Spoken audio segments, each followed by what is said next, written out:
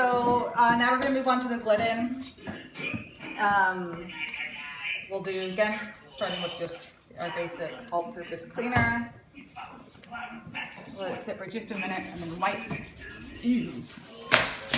Glidden is holding on to this more than that PPG did. It's taking a whole lot more muscle grease.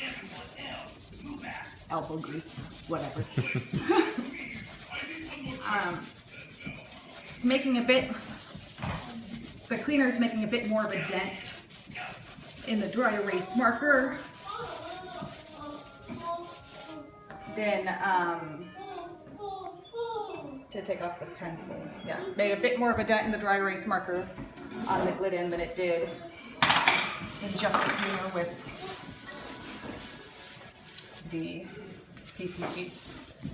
The same amount of force that I used on here has started tearing up the paint, and the still crayon, the red crayon is left over here, and again, the red pencil is still left, but it is more visible than it was on that one. I don't know if you can see on the camera, but it took the dry eraser, did more damage to the dry eraser, but again, I feel like it's kind of starting to tear away at this paint, and I don't know if it's the paint or if it's because it's a swatch, but here we go with the magic eraser. Magic eraser. Again, took off most of the dry erase marker. And these have been sitting for a lot longer than an hour. It's been sitting for like several hours. So I took off all of the dry erase marker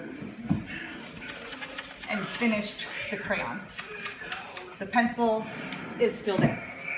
But again, like I said before, I'm not sure if the pencil's still there because it left a mark in the sticker, or if it's just legitimately not coming off. It did more dry erase, the magic erase marker took more of the pen off on the Glidden than it did with the PPG, but it took more effort.